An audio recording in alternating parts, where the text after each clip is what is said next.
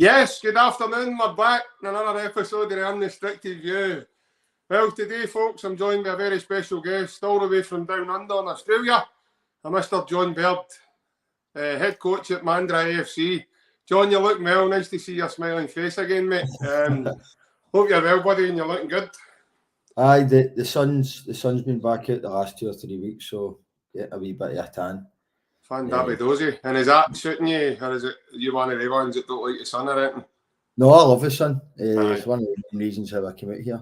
I think I'm the only ginger that likes the sun, to be fair. So, aye, normally people with that colour of hair tend to try and hibernate away from it, don't they, mate? Aye, I'm all right. Well, as I said at the beginning, you're now head coach with Mandurah AFC. Talk us through your last season, and then obviously where we sit just now at Mandurah AFC, mate. How are things going, should I say? No, everything's been has progressed really well. We never won our first 3 league games of the season, but we ended up finishing second. The second part of the season. There's only 22 league games here, so it's quite hard to catch things up like that. So it's more of a sprint than a marathon. Mm-hmm. But to finish second, and then we won the cup at the end of the year, so it was a successful year. And that the majority of the squad has all stayed on for next year as well. So if we can add 1 or 2, we'll not be far away. If I've got the same attitude and application that the players showed this year, they were brilliant. And obviously the signing of Lee Griffiths definitely put the club on the map. The club still get broadcasters and media stuff sent to them on a daily basis regarding it, and hopefully there's more news on that shortly. And another player that's I think is been in the big time and stuff like that as well. So the club's definitely put themselves on the map. Fantastic, mate. And just as you said there, obviously you've managed to cut Lee Griffiths' services. Obviously, as we know back here, Lee Griffiths was a massive player at one time for Glasgow Celtic. Played at the top level, played in the Champions League. Also played internationally with Scotland as well, so he's very well known. Talk us through that kind of signing with you. And since he signed with you, John, do you reckon you've had more following now? Has it kind of put you on the map in that sort of scale?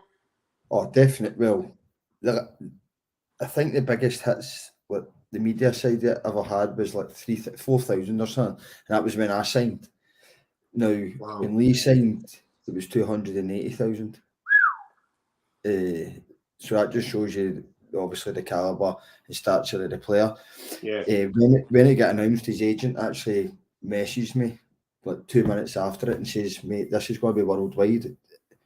I don't think you actually know what's happened here." And my phone probably died in about 45 minutes. I had every newspaper outlet. I didn't know I had that many pals, to be honest, for back then. But it was amazing. It was good. But what I will say about Lee is I knew of him, obviously, and I've played against him, but I never socialised with him or anything like that. But him and his partner, Caitlin, and his boy, Jacob, they stayed with us for the 4 weeks we were here. And he's just a good guy, mate. Just a genuine guy. Very shy, actually. Very, very shy. Just wants a peaceful life. And he was just an all-round good guy. And I think Australia really appeals to him and his partner, especially with going back home. When you play with one side of the old firm, well, if you play with a good side, I suppose that you normally get hammered, to say the least, and Lee's not got much of a life back home when it comes to that. Yeah, and I've actually heard Lee talk about that on another sort of interview he was doing. He talks about he can't even go to shops on a normal day, and without being annoyed and without being pestered. And that must be really hard, because I remember back to when Paul Lambert was at Celtic, and he mentioned it's a goldfish bowl up here. And, and obviously that's basically what it is. When you play for either of that divide, one side love you, the other side hate you. I'm sitting with him and even stuff through his phone and all that. It's ridiculous. Absolutely ridiculous. We went out for a meal for my birthday, and he was a wee bit I don't know, I was probably a wee bit apprehensive about it. He's no said it, and then it wasn't, he was a bit quiet. And when he get home, he's like, I can't believe I've sat in a restaurant, in a pub, had 2 or 3 beers, whatever, and came home and there's nothing. She's, we're lucky if we go out for a meal. Some things that you go to like drive-throughs and stuff like that, Lee has to hide in the back of the car. Do you know what I mean? It's not life, but this is the thing, when he came out here, he's seen something new, and he's seen something fresh, and there's more to life than that. Do you know what I mean? Just because you played at a high level, you played with one club, doesn't mean you can't really love your life. I suppose actually, like Scott Brown, for instance, obviously in Edinburgh, started his managerial career and goes down to Fleetwood. Now, if you look at like Neil Lennon, for instance, Neil Lennon got absolutely hounded when he was a Hibs manager. It didn't really matter. But if Neil Lennon's in Glasgow, he's going to get hounded. So there's not really much space or breathing space for these guys to actually have a normal life for their wives and kids.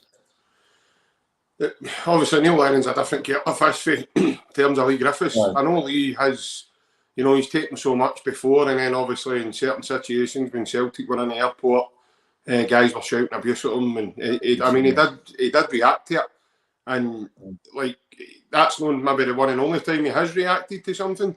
But Neil Lennon's been well known for that as well. I mean, players reacting to certain situations and scenarios. I would react as well. Yeah. It must be hard. No, even like games here, when you're playing, you're not playing them anywhere near the crowds that you play them back home. Well, depending what level and what league you were in. But you would rather play in front of 20,000 because you don't hear it. You're playing in front of 300, 400, 500. You hear everything. And for instance, when there's a local derby here, there's about 20 minutes for each ground. Yeah. You guys are abusing you, and then you see them in like the supermarkets like Tesco, Asda, right? They see them in Coles the next day or the week after, and you're like, just faceless people, man. They just walk by you. What's that? I'm saying they just walk by you, probably. No, they send private messages in your phone when you're playing games and all that, abusing you, abusing your family and that. But I'll be honest, I never had that back home. It would normally be quite like just in the stand or whatever. Yeah. You get it. But suppose I never had social media here. I only get social media because to keep in touch with people back home. We used to get shouts like that when we played with Andy, mate. Do you know what I mean? So it wasn't as if used to be people standing at the side in the bags of cans of lager and stuff, shouting abuse at you, and they didn't even know who you were, to be honest. So obviously you get that on a smaller scale back here anyway. So regardless. No, that probably gave me a learning curve of what was coming. But no, absolutely. I saw it. I feel lucky. People always say you're lucky to have a career. You worked hard at it, but at the top end, I saw it firsthand, the actual pressure these people are under. And see to play for, I'll go to Scott Brown, testimonial and all that, to play for captain Celtic. It takes a strong character.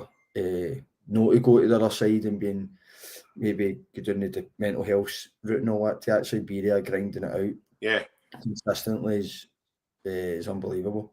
Yeah, definitely. And just getting back to Mandurah, mate, obviously Lee Sainsbury's, the other boys in that time, all the boys in the team, did they know who he is? Did some of them maybe unsure of who he was? Was Lee a bit surprised himself with that?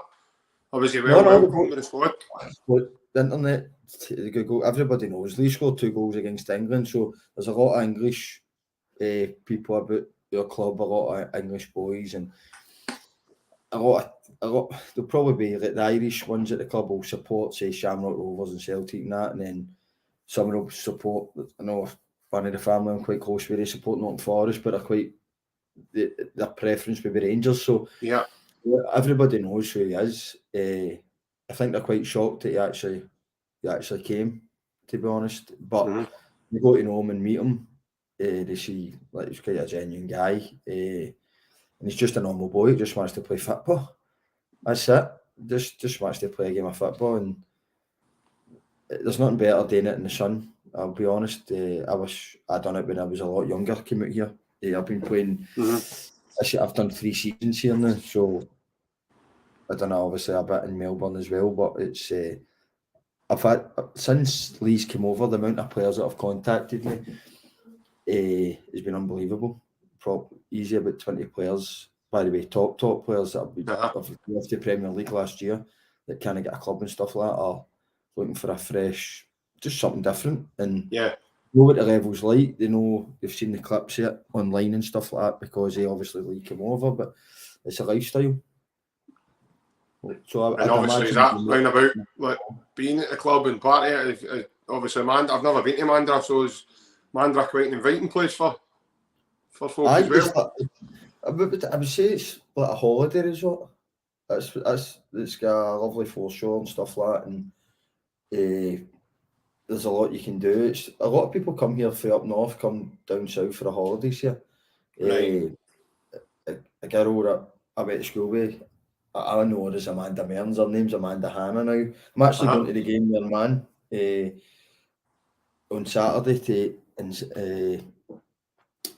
not Saturday and Sunday to Sydney, but she came down here on holiday. So right. It's like a holiday resort. It's lovely. It's can't see myself going anywhere else, to be honest. Right, okay. And obviously, talking about the club as well, you have managed to keep a few familiar faces running about the club. You've managed to, you've got a new vice president now, Gary Byrne. Right. Gary Byrne, he was the reserve. He's been with the club a while though, hasn't he? He's been there, I think, about 9 years, something. Yeah.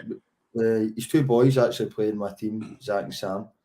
All right. They're in my team. Sam came from Perth Glory, probably about 9 games to go in the season. Just turned 17. He's a good talent. His big brother Zach probably played about 7 or 8 games for us over the course of the year as well. So they actually play the same sort of a position. So when one's getting subbed off, the other brother's going on. But has one of the brothers then, one of the other Byrne boy, he's managed to sign a new contract? Aye. The two of them have signed. The two of them have stayed on. So no, it's brilliant. Gary's came on board as a vice president as well. The club need a new freshness to try and get sponsors and stuff in like that. And obviously with the league thing, there's a big popularity with it now. A lot of attention, so it's a good opportunity to grow the club. And obviously with Lee being part of that last season, we know back here just with small clips and that we saw, Lee was able to put the ball in net a couple of times for you as well. How did you feel about that? Because it must have felt as if it had been a while for him to do that. Well, that was his first game in about 5 months. 5 months, I think it was. 5 months, that was his first game. He only done 2 training sessions, then played. So he wasn't right at it, nowhere near it, to be honest, as in that side of it, where like the true league that you would see, but his quality is unbelievable.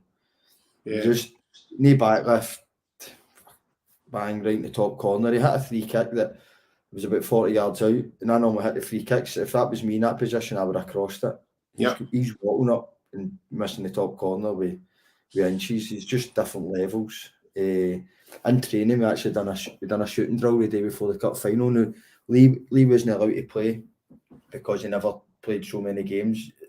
You had to play so many games so that you could play in the top 4 cup thing, sort of a thing. So Lee ended up just staying back and he just trained with the boys and came to the cup final and that. But we done a shooting drill and the boys were like that to Lee because he never took part of the training. He was just helping with the equipment and stuff like that. Come on, jump in, and I'm not kidding, hit a volley. He didn't even hear it. The technique, it just went right off the post. And there's a video of it and you just see the goalkeeper. He's like what's happened. There's just different levels. Yeah. And that's like, even like the level I go to, Lee's above that. Yeah. And you can just see it, do you know what I mean? I remember playing against these guys and you just know. I remember playing against Armstrong at Dundee United and you knew straight away. You're running in 5th gear and they can just strap to 6. It's just 6 and 7. It's just different levels. You think you're going full pelt and then they're probably no breaking sweat to that to then move into different gear. I remember as a young boy, I must have been 17. I played with Clyde. 17, played Dunfermline in a pre-season, reserve game.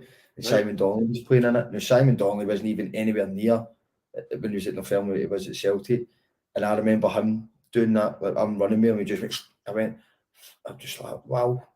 But you realise how far you've got to go, and then there comes a stage you can't get to that level, but you've just got to try. But there is difference. That's how when I hear people go, "Oh, he's hopeless," you're like, no chance.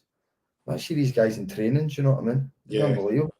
And to be even at a club like Celtic, to be at that level, more probably so now, you need to be really sharp and really polished in whatever it is you're doing. Well, we're quite fortunate at our club. You've got the GPS and stuff like that, and we're quite up to date. It's going to get even better for next year, the way it's getting structured and stuff like that, my coaching staff. So we're quite up to date with all that stuff. So when Lee came in, I noticed an up in the level of training and stuff like that, and that will take the boys on and make them better players. There's no doubt about that.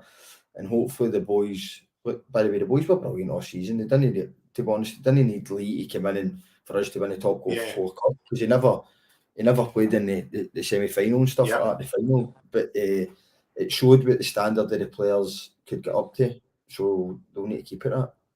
Okay, and did the boys obviously, when Lee did touch down and obviously get started with him, did he set some sort of standard for them, and obviously then they just rose to that, or did some of them take a bit of time? Was some of them starstruck even to have a guy up beside them?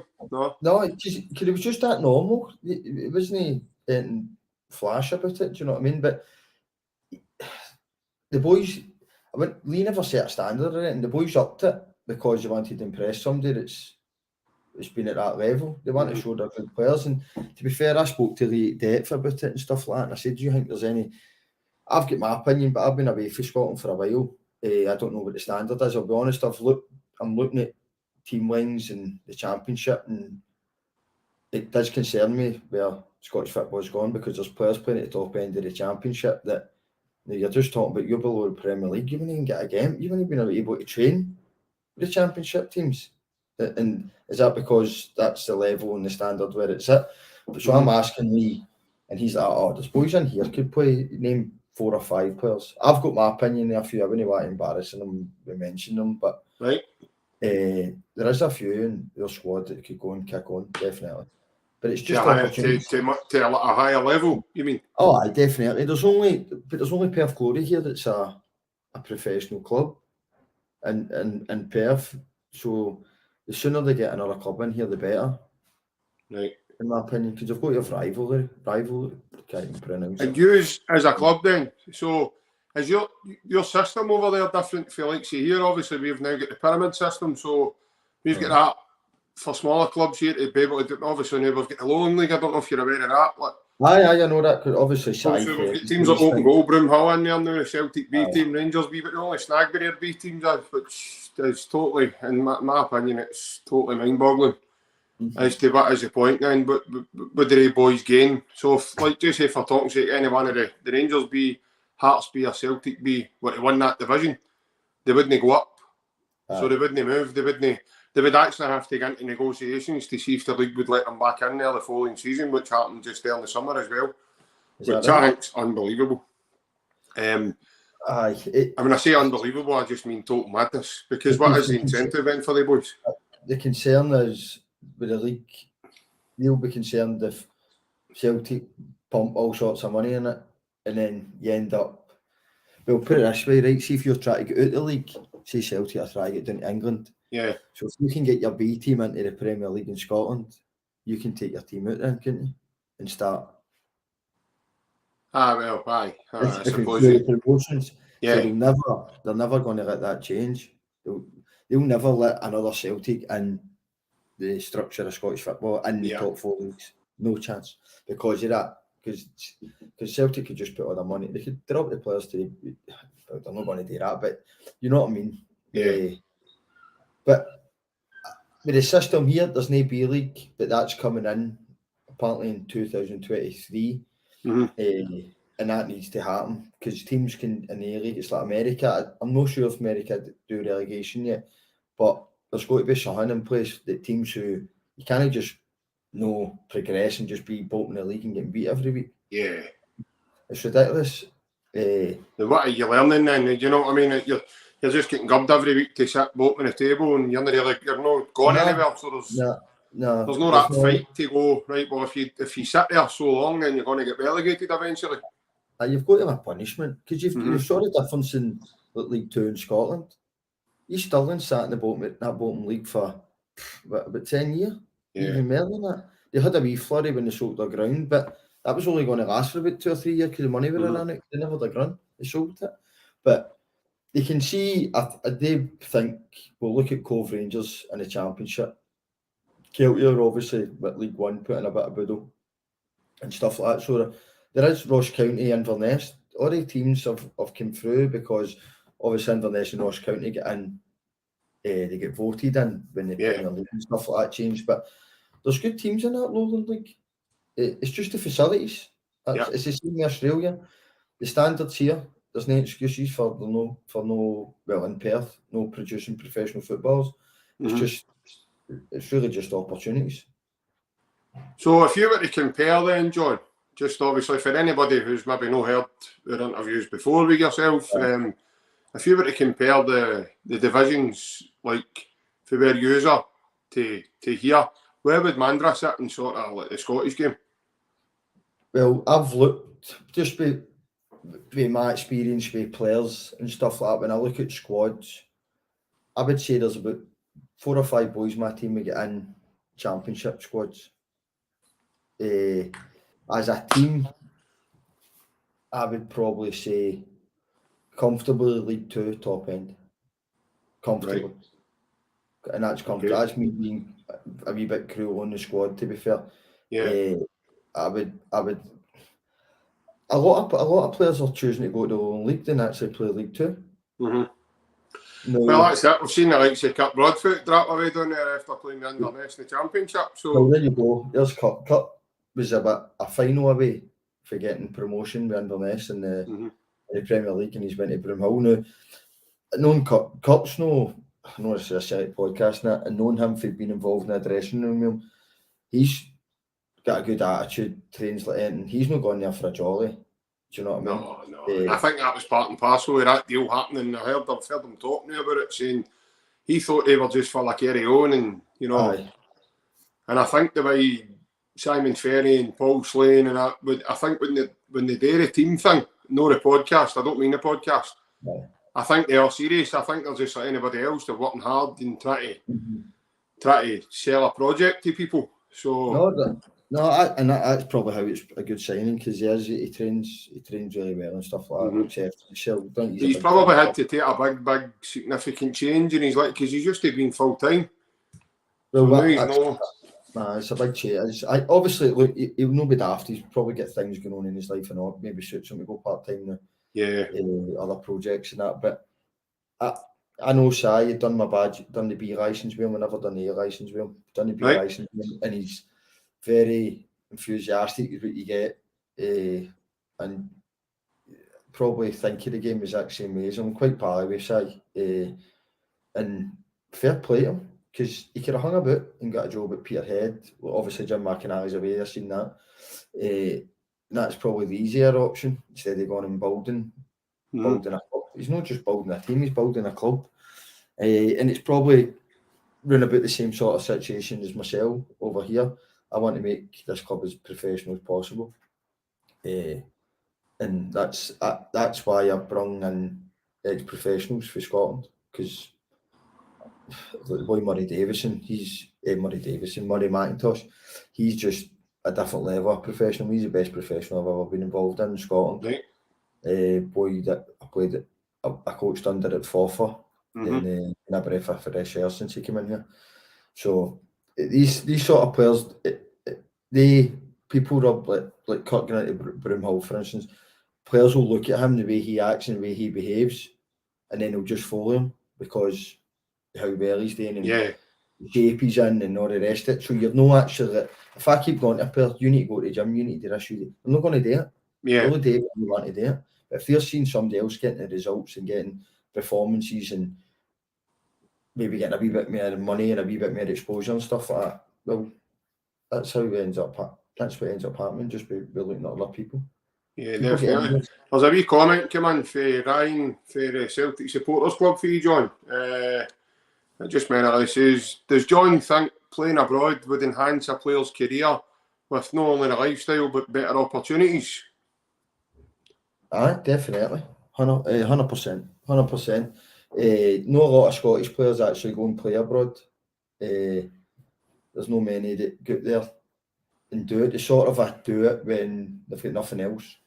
Yeah. The majority will go to England and stuff like that, I get that. But when you look at, obviously, the Hickey went to Italy, Dodge has went to Italy, and then Ferguson's went to Italy. They're all flying. Everyone they're all doing well. I think Hickey actually got a move back home. So I think one of the Henderson brothers is over there and on. Is it Liam Henderson? That's right. He's actually played against it. He's been it. So when you look at that, no, there's, and when I've not seen, but you've got to come out here and you've got to grow up. You're out here yourself. Obviously, I've got my wife and kids, different, but the majority of people that come out here now, we've got English boys that have come out as well. A couple of boys from Newcastle and that have come out. They're on their own. It's not like if they need to look after their money, look after their digs. They've got to make sure they're at a job. You grow up, you mature, and when you get back to the UK, you can only be better for it. I think it's for the learning experience of go and travel and play football. Definitely. Yeah. Do you think that's what maybe, obviously, do you think that some people and players there's a kind of a fear factor there that they don't maybe want to come out of comfort zone there? Definitely. I was the same. I had opportunities, a few opportunities to go abroad when I was younger. A chance to go to America and I wouldn't say bottled it, but just never worked out. Because, well, you're looking for excuses. Everyone's got to be perfect to go. It's never going to be perfect. You need to just go on with it, rough it and stuff like that. And it wasn't until I actually went to Melbourne myself that I realised that. I was, 31, 32 at the time. But I would definitely, I don't want to mention the players, it was internationals and stuff like that have contacted us. Not just to come to Mandurah, but opportunities to go to Melbourne and stuff like that. Go and do it. You not even to play A-League. Go and play in the NPL. Go and do it. You'll do well for yourself. You'll enjoy it. You'll get a life experience of being in Melbourne and stuff like that. Instead of going and playing the bottom end of the Premiership or the top end of the Championship where you're just making a living. Just go and enjoy yourself. Because it's not got the opportunities on there for long. Just again, another wee comment, Ryan. Ryan for the podcast actually commented on the Facebook, mate. Is this Ryan Jameson by any chance? No, it'll be Ryan Clifford that does the podcast with me. Oh, right, sorry. Ryan, he'd rather just sitting on his phone watching his own Facebook, mate, rather than actually being here talking to yourself. It's nice of him, but wasn't it? Sitting in the toilet. Sitting in the toilet in Central. So, Ryan wants to know, would John advise young players to make the move early in their careers abroad rather than later in their careers? What would you say is a difference, or would you say there's a difference? I can only speak from my experience. I wish I came over earlier. Right. I should have came here when we get beat in the playoff final of Kilmarnock when I was at Falkirk. So I could just give it a chance, and because you end up, was I turned 31, you're basically just playing for contracts to stay in the game. Because that was the time I lost out and got to Premier League. Now, when you're 31 going on 32, you're not going to get a move to the Premier League again. That was the last chance. So your attitude sort of changes. I never enjoyed it. I never enjoyed football for it. That's wrong. I never had the same enjoyment as I had the year before, and it kind of snowballed till I came out to Australia when I had something different. It was fresh. Now, the only difference here is the infrastructure and the facilities of the stadiums. Now, if you look at Arbroath, for instance, your ground's better than that, but they're in the Championship. But they've got the round stands. We've not got that. We've got the stand, but we've not got the round bit. That's not, because we don't need anything to cover you because there's no rain. Right. So you can just run in the embankments of the grass and watch a game, have a couple of beers, and that. It's totally different. But when you look at like Partick Thistle, for instance, you can only get like 2,000-3,000, sometimes 4, and a big game set there, they'll fill it. But very rarely, these seats aren't getting sat on for years. Yeah. It's just the stadiums look good for the camera, but it doesn't mean the ability's there. Do you know what I mean? And we're talking about British players, obviously, making the move abroad. There is also British players over in Australia just now, isn't there? Aye. Obviously, you've got Cummins. The boy Jamie Mackey, he plays with. Jamie McLaren used to play with him. He's with Melbourne now, isn't he? He got in the World Cup squad. Well, there's Jason Cummins and McLaren are both in the Australia squad. Obviously, Martin Boyle's there. I played with Boyle when we were at Dundee together. Boyle's obviously been flying for years, but Cummins struggled. McLaren struggled at Hibs, but they're massive, massive stars in the A-League. Yeah. The fair play to them have came done really, really well. But that's where I'm getting at the stand. The A-League's financially it's no there. I know a boy's been up. He got offered minimum wage to go and play in the A-League. Right. Minimum wage, which is you can workies here get double that, tradesmen get double that. So they're just kidding themselves on sometimes because they know they can't get relegated. So it's totally standard. And fair play at McLaren and Cummins. He's playing for Australia, but he's a Scottish boy, gone doing well and stuff like that. McLaren's obviously Australian, but it's not the level. The A-League, for me, it's not the level it should be. It needs competition, and that's how it needs a B-League. Because you've got that English striker over there now, haven't you, as well? Charlie Austin, Brisbane Roar. His name eluded me there a minute ago, but he seems to have been at clubs and Rory McIlroy, to be fair. I just think he finds going with what I'm seeing and reading, I think he finds it tough to kind of settle down at a place and find home. He's been a bit, hasn't he? He scores goals. Definitely. I think he signed a 3-year contract or something. There's a podcast going up, I don't know if you've seen it, a documentary thing. I did, behind the scenes or something. Yeah, he's kind of graphic, he's not with people. Flinging scissors and that. You're not doing too well yourself, mate. It's bad to go and start shouting at other people and sit in a glass house and throw stains at everybody else, you know what I mean? Well, I can't. I'm no well behaved in a dressing room at things, so I can't say. I've been no well behaved. I can lose my temper, so I've seen. I think everybody in football does that to you, though, doesn't it? Even playing five with your mates does that to you as well. Well, I've played with guys, nicest guys in the world off the pitch, but on the pitch, and they just turned into a maniac. I've got Andy Mullen went, oh my God, absolute animal. On the pitch and training, but after the pitch, it was all my career. The guys, it was one of about 2 or 3 people, but one of the nicest guys you can come across. Yeah. You know what I mean? It's quite popular today, mate. We've got another couple of comments coming through. This one for John. Has any of the boys John's coach at Mandurah climbed the ladder? As of yet. For your time being there, at all? Up to there was a boy, he went to America, went to college, but he had a contract with Rafe Rovers under John McGlynn, guy Jake Shackard. Right. We put through, obviously I know John, I'm quite close with him, and we put through the highlights clips and that and sent it to John, and he actually, when he went to Falkirk, he asked me what's happening with the boy. Is he going to America, or is he staying? He's in America now. I've only been a head coach for a year, but I hope that the aim's got to be that Mandurah can produce an international. I don't see why not. You can play and train here 12 months of the year. You don't get that back in the UK. Either you're indoors or something.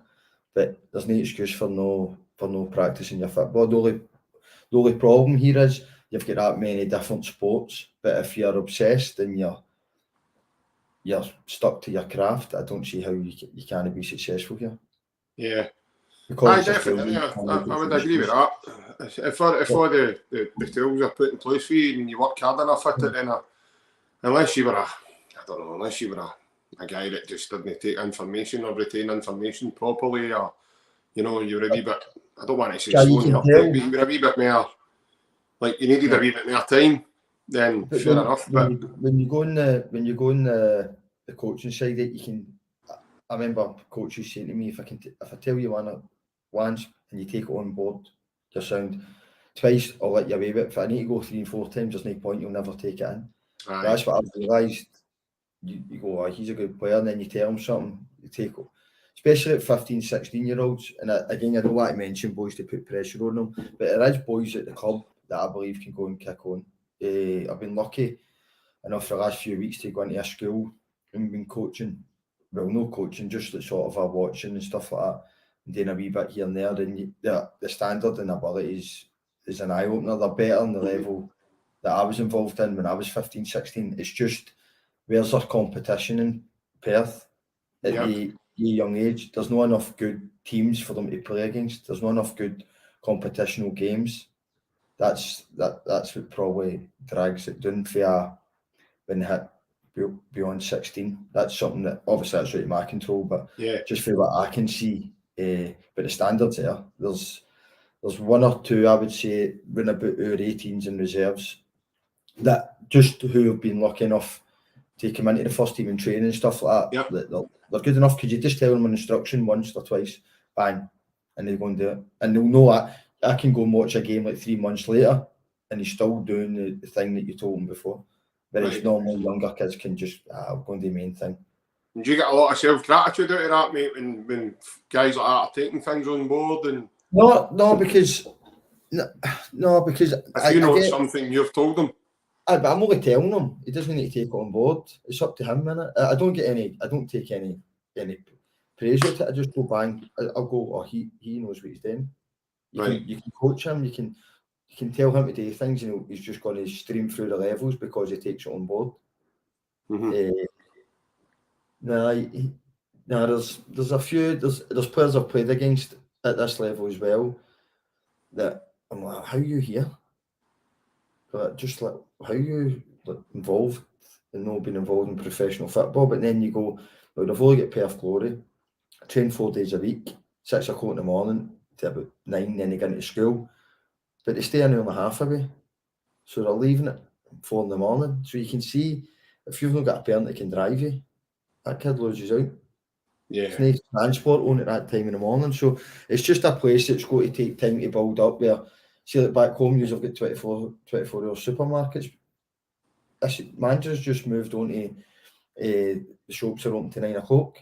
Everybody's like, oh, this is brilliant. Do you know what I mean? You go to Tesco and you can go to Tesco at 3 o'clock in the morning and get a birthday cake and a birthday cake. Do you know what I mean? You can't even get a birthday cake out of the supermarkets here. So it's getting slowly but surely. I've saw a difference since I came here, and then people obviously have got close with tell me the difference. Like the populations sitting at over 100. I'm just talking about Mandurah here, sitting over 100,000, whereas 10 years ago it was like 9,000 or something, 10,000. Wow. I might have got the thumbs wrong, but it's along near lines. Do you know what I mean? Right. So it is getting, and that can only be good for sport. Football's the biggest growing sport in Australia. It's been over American football, so it'll take a generation, I would imagine, because the councils and stuff like that have got a lot of AFL people, the Aussie rules. So the time they get out, that means there'll be more money will get pumped into football because it's all like our club, people have got to pay a fortune. It's just the rules. It's not just the club, it's every club they've got to pay thousands. So if you get 2 or 3 kids, you could be about 5-6 grand for your kid to play for 30 weeks. How's that helping anybody? So there'll be kids that are good, but they can't get involved because they've not got the money. So something's got to change. Well, that's it, definitely. Obviously, in small places, you would like to think there's people, coming up with plans to progress and hopefully develop the game as we go. And that obviously brings me on to this comment for Ryan again. He says, good point, John. Do you agree that maybe advertising our game and more clubs doing more in terms of, trying to get attendances through the door and growth? Do you think that would help? As in well, let's say back here, John, we don't think, we spoke about this on the podcast just in terms of our episodes as we went along, and we don't think that the game back here, we don't think there's enough self-belief in terms of our product and our game. We don't think it's advertised much, so see when you pass posters and stuff, you don't very rarely see posters of Rangers v Hearts or Celtic v Aberdeen, or, it's no well. And then you look at the TV, in my opinion, mate, the TV is a total joke. Like, there was a midweek game fixtures. Rangers were playing Hearts at Ibrox. Celtic were playing Motherwell at Fir Park. None of the 2 games were on the telly. It was all English games, and it was English FA Cup or English League Cup games or whatever it was on Sky. The Sky's supposed to be well invested now in Scottish football, but we don't really think they're that invested. That's how we spoke about previously, having an SPFL football channel. Well, what was the boy's name? The guy's name that tried it and no bottled it at the last minute. Pulled out. It was going to be an SPL. That's how it all kind of broke down. Oh, what was it? Wee guy with was it Higgins? Right, aye. I think his name was it Bernard Higgins? About 20 years ago or something. I don't know. Bernard Higgins, is that his name? I don't know. I'm not sure. But anyway, the Sky are only invested in Scottish football because of certain Rangers games. The rest of the game, you're only allowed 5 home games a season at that ground, at your ground. So Celtic's obviously certain Rangers twice, and then maybe say a Hearts, depending where they're in the league, because they don't give them at the start of the season. They pick and choose them every 6 weeks or something to shoot them. That is why that Wednesday night they can't gamble on that, because they've got to make sure when it goes to the top 6, they've got games and the relegation games, so they're getting the crowds. The advertisement of the games, when I was being out here, if I wouldn't know when any other team was playing bar Celtic in the league. I wouldn't know. I wouldn't know who they were playing, or then it does not get it for the internet being that the world being that small with internet, you don't get in. I've even found that you're talking about like advertisement the Scottish game I stay in Australia. I wouldn't even know the league was on. Honestly. You're sitting in the house, you put on the telly, and then Perth Glory came up, you wouldn't even know. There's nothing. They don't tell you anything. Which I find madness when they're trying to actually expand the league. So it's no joke. I think it's just when you look at England, they get absolutely hammered through everything. No, that's a 20 league competition. About 8 or 9 of the teams are finished in about 20 games. They've got nothing else to play for. 24, 25 games. On man. It's just like you say, there, I know it's no. I find that totally mental, mate. The fact that they talk about, well, obviously you've said Celtic, so I'm not meaning that, but if you won the Fae here and you've moved there now, and you won a guy that was into the football there, but you love the Scottish football, and you're saying there's nowhere for you to find that apart from Celtic games. I find that astonishing, considering the mob across the water for here think they're this big massive team and they're well worldwide known, but they're also worldwide known for all different type of reasons as well. But you can't tell them that because sometimes there's just no talking to them. No, do you know what I mean? Because they just cut away with mad stuff you've never heard of. You would need to be high on medication to even try and comprehend. Know what I mean? No, it's madness. It's madness. Funny, see when we went to watch the Rangers game, Lee was here at the time, and we watched it. Mandurah, I've got a Mandurah Celtic supporters club. You've got a supporters club in Mandurah. A guy, Kevin O'Neill. I'm sure he's the president here. His family. Well, that brings me on to my next comment, but I'll let you finish because I've got another comment. I know they're watching it, but he organises everything, and Lee came to the cup final. Yeah, the cup final, the game, the Glasgow Derby, and he obviously couldn't believe it. He could actually sit out and watch a game of football on the game on the telly and that, with a cut of beers and that. But that was the biggest crowd we ever got. I think there was about 70 odd people there. Right, watching it. Now, there's a supporters club in Perth as well, which is remember the boat party and all that. Yeah. I think they're the second biggest. I was at it. We're the big. I think they're the second biggest supporters club in the world or something. Wow! But obviously, that's in the city. We are down south a bit. We're a bit north of there.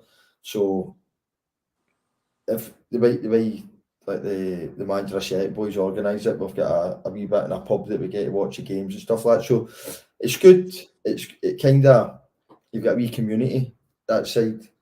You can go and watch. You feel that because you can sit in the house and watch it yourself, but you know it's like it's not the same. It's not. And then even that mob were playing St Johnstone, and I was out with one of the guys, Marty and his wife. Is that the game they've just lost? Aye, and my wife were in his bit watching the game, and you're going crazy obviously when the goals are going in. Do you know? We actually, well, there they go. We forgot the game was on. We didn't know the game was on. It just goes to show you about advertisement in the league. We didn't know the game was on, and Marty's boy, Ocean, came in. Said Rangers are getting beat 1-0. He went off, we better switch that on, go to Dodgy Bolt shoot, switched it on. And we were in the back and on his bar watching it. Obviously different from watching the back game with freezing cold. So that was a good, that Sunday get dragged on a wee bit longer than what it should have. Right, aye. No, I love it when the days happen like that. They're unexpected. They're probably some of the best days you'll ever have on the sauce. But you need to start. I'm going to curtail this conversation with these dodgy boxes because Brian's been at it all week for the week. He's talking about dodgy boxes and he's inviting all the trips to his house now for the game.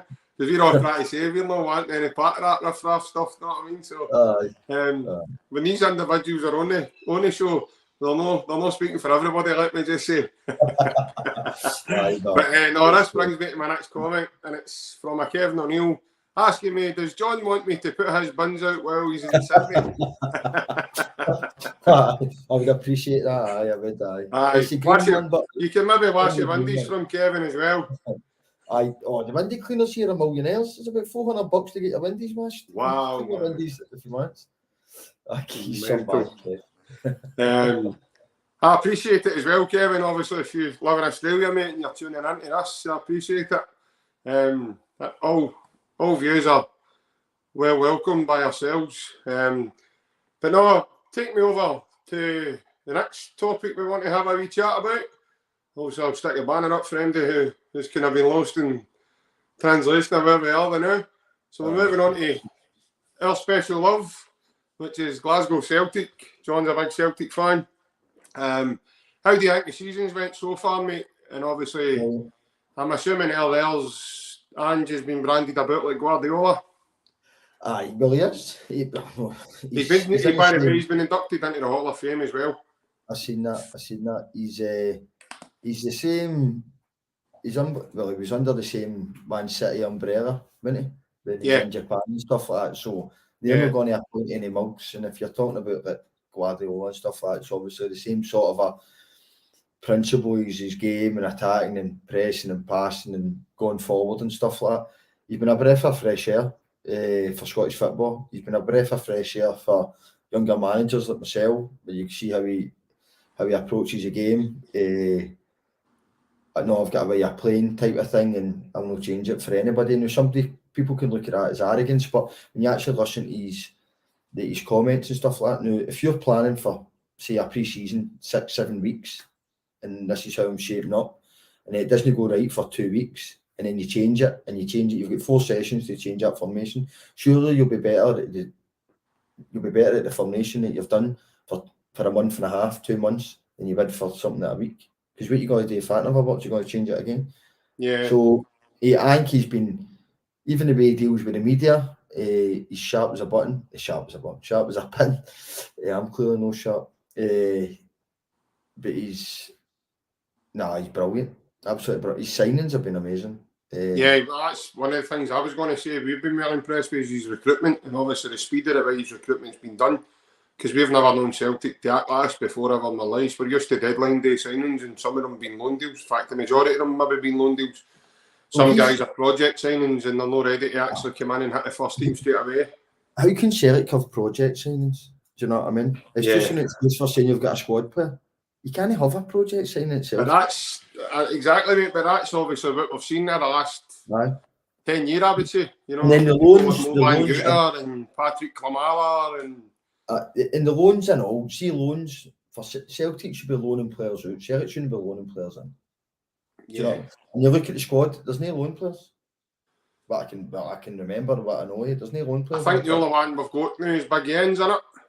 It's here loan, but he's got a potential to buy. I think that's the thing as well with Jens. I think he's took a couple of loans, but the deal has been it's getting made permanently.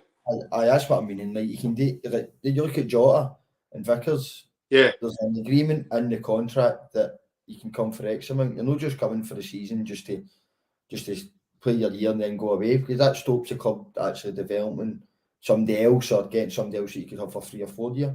So it probably buys an extra year onto the boys' contracts if you do get them on loan, and then but you're signing them at the end of the year. I get that with budgets and stuff, but if you're talking about going to make an impact in the Champions League, you can't be bringing players in that can't get a game for other clubs. Because the top clubs in Europe, say your Real Madrid, isn't it? These players are going to Arsenal and stuff. They're not going to come to us. So what level are we getting on loan? Yeah. Do you know what I mean? So I'm smiling, mate, because another one of your comments have come through for Kev. I'll let you see it. All good, JP. All good, JP. I just live along the road for John, so keep him chatting while I nip along and steal his patio furniture. So if you hear any rummaging in the background, you're going to know who it's been. Tell him to steal my barbecue after it's done. I need a new one. There you go, Kev. If you're listening in, you can steal his barbecue in case you're maybe hungry or whatever. Right, that's not the rest of Meadow Springs community, by the way. Just to have people jumping near the back of my fence. Kev, to be honest, I live in Glasgow, mate, the East End of Glasgow, so we used to people stealing out our gardens every other day, mate. Don't worry about it. We've got electric fences around our gardens area. You know what it's like here, John, you know what I mean? We've had nice line about it's gone. It was Kevin's birthday a couple of days ago there. He's Saturday's 50th, so wow. Happy 50th, Kev. Happy 50th, Kev, yeah. He's got his family over for Coatbridge and stuff like that, so he's been... Is Kev for here as well? He's for Coatbridge, aye. Right, okay. Coatbridge boy. I think he came over here, but mate, I'm going to say 10 years. Something tell me 12, but between 9 and 12 anyway. We actually, just a couple of weeks ago there, I don't know if you've seen it yourself, John, we actually had a Coatbridge boy on again chatting with Mr. Barry Bannon for Sheffield Wednesday. I've seen that, aye. Is he Sheffield Wednesday still? He's a captain of Sheffield Wednesday now, mate, aye. Yeah. He's absolutely running riot down there. Is he in the Scotland squad? No, that's the thing as well. Unfortunately, I don't think he's heard for him. But unfortunately, no. Mr. Clark seems to want to pick other players like Kenny McLean before him. Kenny McLean didn't get a game of fives with us, mate. Well, when you look at Ryan Jack, who's not played all season, well, there you go. That's why I'm asking why he's. Yeah, I find it totally mind-boggling how a guy like Barry Bannon, who he's probably better than I've just mentioned two there, but he's probably better than another one or two that's still running about as well, and he plays the position really, really well, and how he can get a game is totally beyond me. You've just mentioned boys earlier on in this show.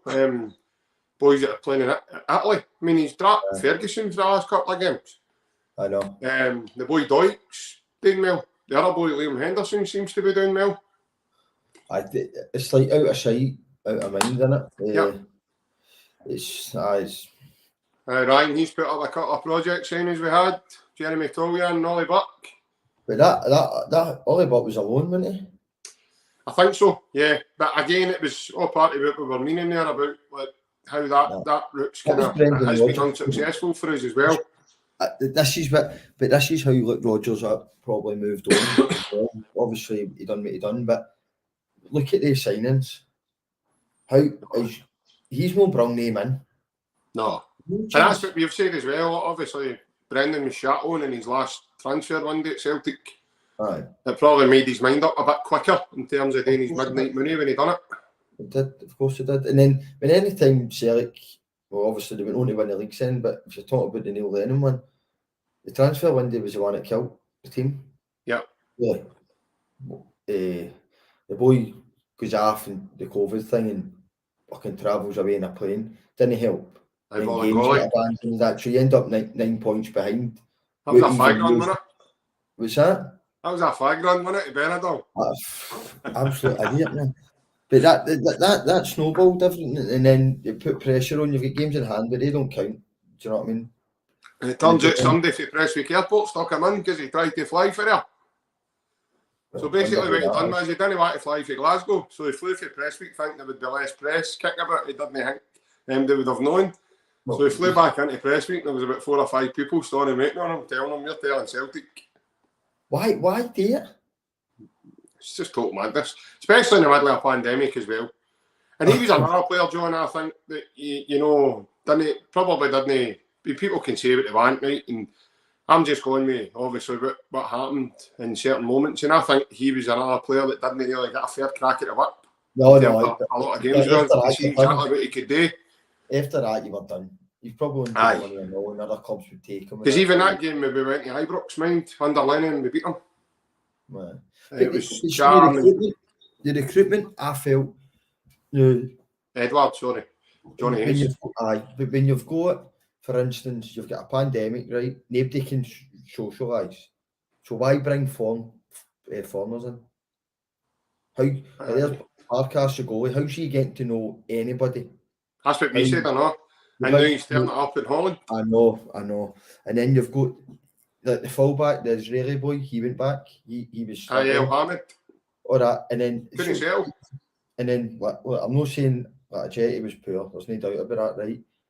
But I'm just using examples as in that wasn't the time to be spending money like that. But to sign him for $5 million, in my opinion, John, when you've got a guy like Ivan Toney in the building at Lennoxtown, as we were told, and all you had to do was add another $1 million to that, and you were getting him. Look where Ivan Toney is now. I know. And he was a ball hair away from making that England squad there. But But then you look at to talk about the John McGinn one, right? He's at Aston Villa. John McGinn when they get in Celtic's team at that time. Yeah, no. I've got my opinion. So have I, no, definitely. So have I. In my opinion, I think go the lowest 10. But who's you going to replace? Scott Brown or McGregor? No chance. No chance. And he's certainly nowhere, in my opinion, mate, he's nowhere near the level of Martinelli or Hattati. No. I always found when we played against him that he would give you the ball back. He would consistently give you the ball back. He was good at getting it back. He's always got some big arse. Aye, that's big. I've got a big man and all, to be fair, but this is huge. He's got buns of steel there, hasn't he? Aye. But no, how do you think Celtic have done up to now? Obviously, the Champions League campaign was probably, people are saying it's a disaster, but especially if you're listening to Jason Koundé and guys for doing in England. Oh, well, they don't know much about Scottish, so they're just looking at results. And the results in Europe, if you're looking at Scottish football, hasn't been good. As in, you can go as far back to Motherwell, the qualifiers and all that. It's obviously not been great. But if you actually look at, I'm not interested in that more, but if you actually look at Celtic's performances, chances created and stuff like that, there is obviously room for improvement, but there was a lot of positivity and all. Every game we've had opportunities to be in front or level or stuff like that. We've missed big moments. I was surprised at the strikers, to be honest, in their performances in front of goal. But again, that's their first years in the Champions League, and I wouldn't be surprised if they do a lot better next year. See if we win the league, do we go straight in again? Yeah. Oh, well. So there's that carrot there. No one around just saying that he's already done his business for January. Yeah, because I think that's amazing as well, mate. See when he said that, and then he said he's going to use the World Cup break to do summer one day. Well, that's what you've got to be doing. I don't think I've ever came across a manager so proactive like that ever. But he gets the power because of the signings he's brought in. Yeah. If you look at the boys for Japan, that just changes everything. Yeah. It gives them so much more power. But we've been here before with Brendan Rodgers, so I don't think the club will make the same mistake again. Obviously, I saw a bit today about the boy, the right back.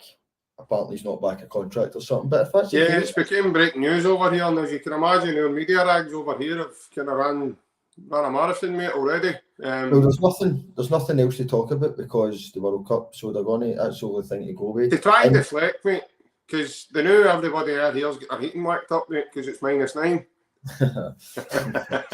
watching a World Cup with a Parker on doesn't make sense. I never thought of that. I'm going to need to get out of the cupboard. I need to get out of the wardrobe when the World Cup starts. Sometimes that heating's just not cutting it now and again.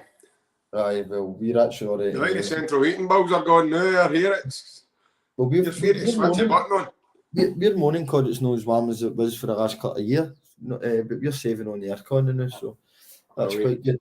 But see with I can't pronounce his name, but see with the right back, Juranovic. There was noise coming out at the start of the year about teams linked with him and all that. So it does not surprise me at all. This is Well, that was at the tail end of last season. We saw he was linked to Atletico Madrid. That's right. He was linked with him. I think other clubs had made inquiries about him and were told more or less where to go. We were told as well that Matt O'Reilly was inquired about just before the end of the summer window there. I think it was Arsenal that inquired. I think they were telling. I think it was like a 30-second phone call and they were telling. You look at Jovanovic, he's 27-year-old. So, but you're going to, if he goes and does well in the World Cup, he's going to be a good price. Now, the agents obviously came out and leaked that at this point in time because he's not going to be back at Parkhead for a month. Mm-hmm. He might not even be back at Parkhead again. Do you know what I mean? Well, that's what we were thinking as well, you know. Concrete interest. He doesn't need to be back for a month. He could get put with a creation team that always do well in big tournaments. Mm-hmm. So he's going to get good exposure and stuff like that. I'm not surprised at all that I've seen that. That stinks of an agent. The interest that was happening before the window shut the last time, because there was nothing else coming out noise-wise, and then as soon as he's away, 2-3 days later, bang, it's not the same bracket of Ronaldo, I'm not saying that, but they all do it at the same time. You'll probably get Marriott. Kev's just getting a wee bit of love there for Shelley Tick, 67. Happy 50th birthday, Kevin. Yeah. And then the same. I think it's a female, Shelley Tick. Hope you're a female because I've just said it live. Before you go say saying about Juranovic here, saying he'll be away in January. I think so. I don't know. I think what's emerged today, John, is I think he's been tapped up, and I think something's maybe happened, maybe down the line. But what I can't get in my head is why Celtic trying to negotiate a new contract with the guy when he's got a contract there at 2026. Maybe that's why he said no. Because of what was happening, Celtic have been talking to him for the start of the season, probably. With the stuff that his agent the links in the paper. Yeah. I've had an agent, I know how it works. You're going into contract negotiations, you're already getting. Excuse me. Because the club wants you obviously want you for another year, and there'll be people interested in you, so it does get out. There's no doubt about it. So it happens at every level. I'm not surprised. He's just got to verify now for me. Sorry, John. Yes, he's a Celtic girl. Thank God for that, by the way. I've put my feet in it many times through the years. I was hoping that wasn't going to be another time there. I'm the same. But no, there's John asking yourself, John, did you have an agent working with yourself, or did you always do your own deals? What was it like for you as a player? I had a lawyer that done mine. A lawyer? Okay. I had a lawyer that done mine. But at the start, way before you get to a certain level, I done it myself because it was no negotiations. I was just getting an opportunity to play football every day. And then when you start doing well, people come into your life that want to guide you and take you places and that. So I felt a lawyer was the best option for me. I meant my contracts were always watertight. And then the contract I actually never signed with the agent, I done it up in Inverness. It wasn't as watertight. Right, okay. Probably the last one that was really serious, to be honest. But no, I would. A lot of people, I've a lot of foreign players, do lawyers as well. A lot of lawyers are getting involved in football. And I know that Andy Robertson and that have got the same lawyer that I had, so he's obviously doing well. Okay. And yourself, John, obviously you've played at a very good level, and you've played a lot of years at football. A lot of your fans have come out today saying that they think that's why Juranovic's performances have kind of dwindled a wee bit, especially obviously in the Champions League. It looked like, I think in my opinion, mate, there were certain individual moments he could have done better. At least 3 of the goals between the Leipzig game and the Shakhtar game were all doing his side. So he's always trying to can something like that underlying aside for the on the pitch? Can something like that creep into your mindset? Can it get to that point where you maybe aren't able to give your all to the team? Oh, 100%. 100%. If you've been... Well, you've got to remember, he's not been playing every week either. So maybe Celtic are trying to make Ralston a bit better as well. He's in and out the team. There's a bit of that, because I remember, I'm not naming the manager, but I remember the manager saying to me, he said, if you don't sign the contract, I'll need to start playing players that are going to be here. No, it was like December. Yeah. November, December, and you're like, what? don't think so. You get all that stuff. I'm not saying Celtic done that, but you can players definitely, because you've got this one's interested, that one's interested. It does destabilise the player. There's no doubt about that, because before you know it, you're saying to your wife, just say a team in London are interested in one of the say it was Chelsea. Chelsea are interested. Before you know, he's looking at houses in Chelsea. You know, he's still at Celtic. He's got Celtic's training in about 2 hours, and they've just woke up, having a breakfast, and they're looking at houses somewhere else where they might be going. It happens. It's just football, the nature. I'm surprised by the length of his contract that they're obviously trying to renegotiate, but that must be because so they can command a bigger fee, and they're obviously confident that it'll move on. Right. I don't see him staying any longer. No, I did say at the beginning of the season, mate, I thought they were looking to hold on to January. Look at the ones on the other side who have held on to, like Barisic, for instance. He's totally devalued. If they sold him 18 months ago, they might have got decent money. He wouldn't get again with our school team, mate. No, but I know that. But what I'm saying is, he wouldn't. But what I'm saying is, the longer you hold, when there's a time to sell, and Celtic's business model has been very good at that. Whereas the other side haven't been. You've got two players now that are a shadow of themselves because they've been getting phone calls saying this one's interested, that one's interested. And what they want today is you don't want to get injured. Because they could get a career-threatening injury. They've only got 6 months left of contract. That's them done. They could boot the game for a year, for 6 months of time. Now, I know they'll be earning good money in that, but you'll miss the next season as well, because you need to prove yourself. Your contract you get will be like pay as you play, or it'll be an appearance contract and stuff like that. So it's just human nature. It's human nature. Unless you're playing for the team that you actually fucking support as a kid, then or the rest of it, I don't really see how you throw everything into it when you've not got the protection at the other side. Well, a couple of wee comments. One with Baird just saying, geez, feeling a love for boys and girls. Thanks, folks. Probably not been that. He's probably not been that popular. No. You said me a birthday. There's a couple of comments here as well, mate, regarding Tony Ralston, because obviously you mentioned him there. Ryan saying he's Juranovic is still far better than Ralston. We've got a comment for Shelly Girl 67. I'd rather have Ralston. At least he does a bit of digging. I would agree with that, Shelley. I think, and more so recently, because, like I say there, I think Juranovic, he's maybe all over the place at the moment in terms of his performance-wise. I think Ralston, when he comes in, looks as if he's got a wee bit more hunger and desire there to please. And as John just said a minute ago, I think it's more down to Ange trying to develop him on as well and bring him on. And I think he has managed to do so, which is why we were all pleasantly surprised last year when he wasn't, because we were all thinking he was going to be one of the first exits. People were writing him off. I mean, people were going, he's out the door. I mean, he went to the United, St Johnson, both loan spells didn't go too well. They're even their home fans were moaning about him. So, I remember playing against him, and you're giving him a few verbals in it, and you could see the fear in his eyes. If you really? Told me, I cannot believe. Where was that, John? He was at Dundee United. All right. He was on loan at Dundee United. I remember playing him at Capo. Was it the last game of the season? Scott McDonald played in the game. And I remember Scotty giving him absolutely stinking. I said to him, mate, you don't even want to be here, man. How can you even play for Celtic if you can't even play here? I remember just, obviously I said it, obviously I made a derogatory way than that, but that was me being put, but that was just obviously what you do in the pitch. But I can't believe how well he's done, but Juranovic is miles better, in my opinion. Maybe no form now, but technically and all the rest of it, I would say he's a better player. Celtic need more than a player who's got a bit of dig, in my opinion, especially playing he's basically playing in the middle of the park at times. Now, if Juranovic gets sold in January, I'd be very surprised.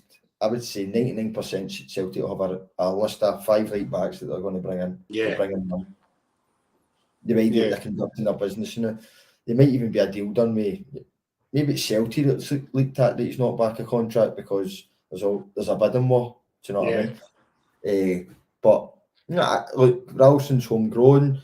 Obviously, he's done really well. There's no doubt about it. He's done well the last few years, and year and a half. Fair play to the boy. He's been excellent. Scored big goals. Scored a massive goal up and Dingwall. Yeah. And never been out of place or let the team down. But if you're talking about we need to improve for the Champions League, but you would rather Ralston playing instead of him, I don't agree with that. No. Right. Okay. I would agree with that personally. I had a comment at the beginning, John, when we just no long started, and obviously we were talking about Mandurah and what was happening with you guys. So I can remember the comment, and this is the reason I've not put it up is because you only get so many comments in your comments box, and then the comment actually disappears and you can't get it. But I do remember the comment, and it comes from a guy called Barry McCandless, who's a friend of the podcast. Right. And Barry was just asking me to ask you, do you think Angel sees kind of long-term future with Celtic at the moment? Because obviously now as well, the last couple of days, the media have got a hold of some stories, and apparently he's ready to be offered the Japan job post-World Cup. I don't know if you're aware of that, mate. I've seen that. At Moriyashu is supposed to be stepping down or actually getting sacked after the World Cup finishes. So depending on how well they do in the World Cup, because I think there's a lot of people up in arms and over there, mate, and I'm only gathering just with what I'm reading on social media. No, I've seen it. The fact that Kyogo's not been selected, and they want to know why, because apparently he was like a superstar when he was with Wisla Kobe. So, is that he's not been selected. He's with Celtic. He's in Sydney now with Celtic. I've seen that, but I knew he wasn't in the squad and that, but I didn't know. So, Hataki's not been selected either. They must have some teammate if he's able to drop it too. For me, he's... The fact that Maeda's been picked totally baffles me, because Kyogo's actually scored the most goals out of the other strikers. You take the words out of my mouth, but for me, he's a lesser out the three, and I'm saying that politely because he's a good player as well, obviously. What he does for Celtic and all the rest of it, but technically he's no at that level of what the boys are at. I think he will. I think you'll get 3 seasons out of Ange at least, and because I think he's the type of manager that wants to build a legacy. It wouldn't surprise me. He's moved about quite a bit in his career because he wanted to get to somewhere where he get recognised in Europe. Yeah. He's only been here for 18 months, isn't it? 18 months. So just over that, Just over. So he's not done enough, as in for him to leave his mark yet. I don't see him leaving for at least another year and a half. That's if he goes, like, remember Stratton won 3 leagues in the bounce or something, didn't he? If he goes and does 3 leagues in the bounce and stuff like that, if Celtic can promise him, and if they're doing well in Europe, he always mentions about wanting to be in Europe every year and leaving this club as a European club. So he'll not be going anytime soon. I don't see him doing the same sort of things that Rodgers done. Doesn't he come close like that? He's worked extremely hard. When you look at his, obviously everyone that's come out, and when you look through his story, his managerial career, and the grief he got in Australia and stuff like that, the guy's different class. He's won all sorts. So, the only thing is if the big 6 possibly came calling. When you look at Chelsea, for instance, with Potter, a lot of your fans aren't happy, are they? They're never happy. No, but I don't think he was a go-to guy. They thought that they were Brandon Zidane's name about, and they've got a new owner in it, and that, by all accounts, that owner before had a manager for over 10 years or something. So he's no trigger happy. So it's a different style of it Chelsea will need to get used to. But it's hard to pick your club, because look at Leicester, right, with Rodgers. He done flying. They were brilliant. But they've no backed him. Everybody else has spent bombs. He's got a striker, but it's 36, 37, leading his line in the Premier League every week. Of course he's only going to be doing the boatman. It can't go anywhere else. You take Maddison out that. If Maddison goes and has a massive World Cup, somebody will put in over 100 million for him. Newcastle still want him. So Newcastle, Man United will need to do something. So there's 2. Chelsea will need to get their finger out. So go back to Ange. I don't think so. I think Ange will have enough for at least 3 years.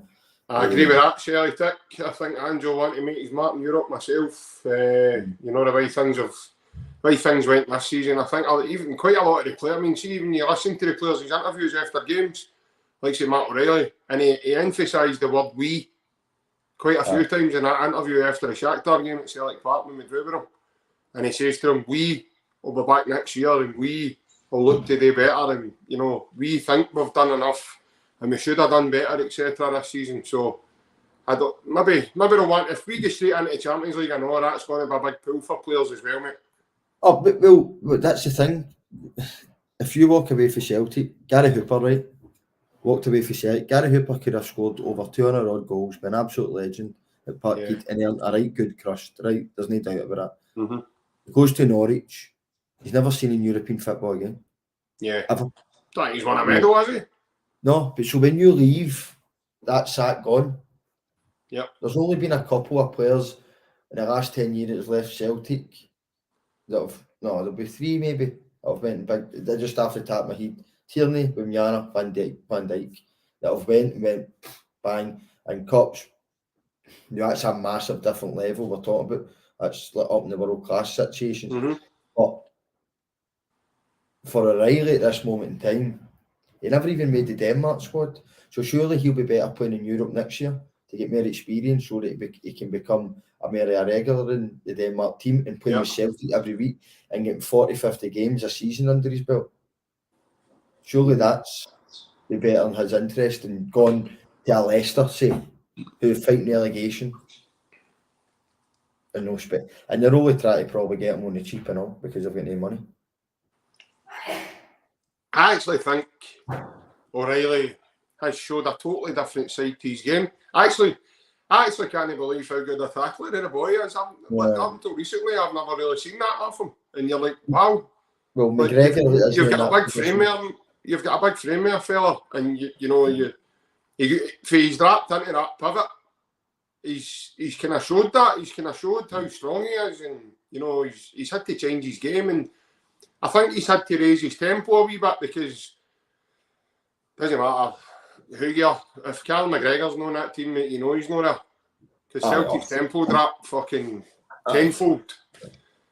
So is it came out with what's actually his injury? Is it? He's back training. I don't know if you've seen it this morning. He's back running. He was back. There was a photo of him today. He's back running with him in Sydney. He's not going to be able to take. He's not going to be able to take part, but he'll be ready for when the season resumes. He's already announced that. But he's back running. It was something to do on the side of his knee, John, and it was that tackle against the boy for Leipzig where he actually should have brought the boy down instead of fucking letting him run the park. If you're injured, mate, it's ironic. I always remember players. Obviously, he was like, get his Real Madrid, I want to Bernabeu and that, I want to play at Bernabeu. And I remember thinking, don't say that, because it fucking jinxes you. I've seen so many people. I remember a manager saying it in an interview one day, going, I'm looking forward to leading the team out of Hampden. And I'm like, you're 5-6 weeks away for that. You might get the sack. And he go to sack, and I'm laughing. It's a nervous laugh, no laughing at the guy getting sacked. But I always remember thinking, don't say that. And then obviously you get injured because McGregor's not been injured his full fucking life, man, his full career. No, that's the thing. I know. He's thing on his eye last year, and he played with the mask on. That's the first time he spoke about wanting to go and play any grun, and then obviously he misses out of it, which was a shame for him. But listen, it was a great. I mean, don't get me wrong. I know we get scalped 5-1, but see when you look at the game, as in if you know the football and you know, again to me there wasn't a fight. It didn't feel like we get beat 5-1. Look, it felt like we were well in that tie. And mate, by the way, I don't care what MD says, right? You can maybe people will comment on here saying I'm talking out my hole, but we worried them momentarily in the 2 games. Like especially see the game at Parkhead, you've got their players coming out saying, "No, we knew we were going to have to ride the storm." Celtic, they're fucking me up, mate. Real Madrid have won that competition 14 times. And they're coming out and saying the Celtic team under Ange is going to be a worry. Well, you just said it 14 times. Real Madrid go into the Champions League expecting to win. Everybody else goes in hoping to win. That's the difference in the mentality. But and that's probably what happened in front of goal. Players were hoping to score instead of not expecting to score. But when you're on a misses a penalty, mate, you know there's fucking luck. But then we missed even other sitters, and then when you look at the goals that were scoring, if you put the player in the same position at fucking Fir Park, he's dinking goalies and all the rest of it, but they're absolutely smashing it. It's just because they've never been in that. I done it when I went to play Parkhead. I can hit the top tier at the Jocks team because I was shiting myself to miss. Yeah. Do you know what I mean? Whereas if it was a normal game, you would just fucking slew it. It just happens, but there'll be a better experience for it next year. There's no doubt about it. Well, that's the thing, and we spoke about that too, John, in terms of, experience-wise, the majority of them are on overseas at that level. I mean, a year and a half ago, Matt Riley was playing in League One in England. Well, there you go. And here, by the way, what a scouting, the scouts, because that's no Ange's signing. You're talking about bringing players in. That boy was apparently came in the summer, Ange came in. So well, the thing is as well, you're talking about scouts, right? The top target there was Riley McGree, who then moved on to Middlesbrough. Aye, he was a blow hair away from signing. He went to Middlesbrough, and then all of a sudden this name Matt Riley came right out of the blue. O'Reilly was to come in the summer, right? Same as Jens. Aye, was to come in the summer, but because O'Reilly ended up in January, didn't he? Last January. Aye, it was January, aye. So see the summer before that, O'Reilly was to come when Ange first got the job. So he's been watched for ages, but then obviously through that it never happened. And through that, Ange obviously watched them and got the reports and stuff like that, and then that becomes a decision because Ange gets the power by then. But he was supposed to come in before that. Yeah. It just shows you obviously how proactive Celtic have been then. Aye. Like pre-Ange to now, post-Ange coming in, and probably a bit more, it became a bit more quicker at it now, I'd imagine. Yeah. And then Ange bringing in again people, guys like Harry Kuehl, and he brought in that Matt Lawwell as well, who he knows when he was at Yokohama. Aye. So he's brought in guys. It took him a wee while, but he wanted to come himself and let him himself prove himself to everybody. Aye. Once he gets everybody's buy-in, then as you said, you start getting a bit more power. The club start believing in you. I mean, we started off with fucking Dominic Mackay. And then he was there. Turned up with a blue shirt on first day. That's what I'm saying, turned up. Blue shirt. He went to one of the games we get gubbed at Ibrox and he turned out with a blue shirt and a blue tie on. You're like, mate, I think you're in the wrong fucking seat. I know, I think he thought he was going to fucking Murrayfield, didn't he, for a rugby game? Then I think somebody must have spoke to him and he says, no, this is not how we operate here, Tom. I think you're going to need to go and see the tailor tomorrow, mate, and get yourself sorted. It was terrible, wasn't it? Send them down to Slayers. People on the Celtic fans would be listening going like that. He talked about it, come here, but this doesn't work like that. No, here. No. Because John Guidetti gets slammed for it, remember? He turned up to the players' night, the player of the year dance, and he had a black tie on. You're like, where are you going to a funeral? He had a black suit on with a black tie, and all the rest of the boys had grey suits on with a club tie, and you're like, what is he doing? Fucking idiot. And then it just showed you, but obviously, because then at the cup final, he showed his allegiances and all, where he never even wanted to walk down the park with the players, he headed right down the tunnel. Mate, I'd have been swinging punches at him if he'd done that and I was there. I know. And then he's like, Forrest, you go and get him. But I'd have fucking wrung his neck, man. If I was Celtic captain, I'd have run after him. That's lone players, isn't it? Well, that's it. They've got a different mentality for the boys that actually want to, they know they're going to be there long term. But moving on to the final point, mate, and obviously come to the tail end of this wee chat, mate. I could sit and chat to you all day, but obviously we've got the time difference is going to tell us that we can't do it, and very soon your computer's probably going to say no. But obviously the Sydney Cup, I know you said before that you and your family are heading over to it, mate. When he's heading over, he's looking forward to it. Can't wait. We're going on Saturday morning, we fly out. I was supposed to be going on main when it was playing the other mob. Obviously they came out. They so there was no way I was taking my wife and kids there. Right. When they were, because that would have been mayhem. Imagine everybody in flights and all that, travelling for the world going there. It would be, I don't think they realised what was actually, I know they cancelled it, but I don't think they realised the policing that would have needed to be involved in that to keep people away. And you know what it's like in Glasgow. You could be staying next door to a Rangers fan. You walk out your house, he goes that way, you go that way, because you're not allowed down that street. Aye. Do you know what I mean? It's just the way it is. Whereas in Sydney, it would have been no other place. But so when I get changed to Everton, a family that we've got quite close to, Jamie and Natalie Andrews. They're Everton fans, so they two are flying out together, and their kids are coming. We Archie and Kitty and Matthew as well, and the wife. So we'll fly out 8 in the morning. So looking forward to it. And obviously your kids, it's probably been a wee while for you've got to see Celtic live, mate, innit? So I've obviously since COVID kicked as well. So I was playing Saturday, so I never really got to games. We occasionally go to midweek games and that. And actually, 40 came up on my Facebook about 3 years ago. Is it 3 years? Maybe even longer than that. Alfie was at Celtic Park. But I was quite lucky for my boy, because kind of when we were at Morton, when I was there on loan, we were working through the visa process to get here. And I was cup tied, so I went to Parkhead and I took the boy on the pitch. The video scoring, they met Brendan Rodgers and all that. So you can look back on that, but he is looking forward to actually going and watching them live. Brilliant. And is there a chance for you guys to maybe go and see them like before it? Do you get photos with them? Can you go somewhere like that? Have they arranged that? I think their open training session. Is it today? Was there a training session today? I seen photos today, mate. I don't know when it's been. It could be for yesterday. Because they've got a game tomorrow night, and they're playing tomorrow at 5 past. Aye, but it's back 5. Here. It's 8:45 tomorrow morning. If anybody's listening, I want to tune in. It's Celtic TV back here, so obviously Sunday's a bit different. Sunday's like 2:30 in the day area for us, so. Get it. That's for me. You need to get your stage. You know what I mean? That's how the bags in my eyes. Get up for Champions League games.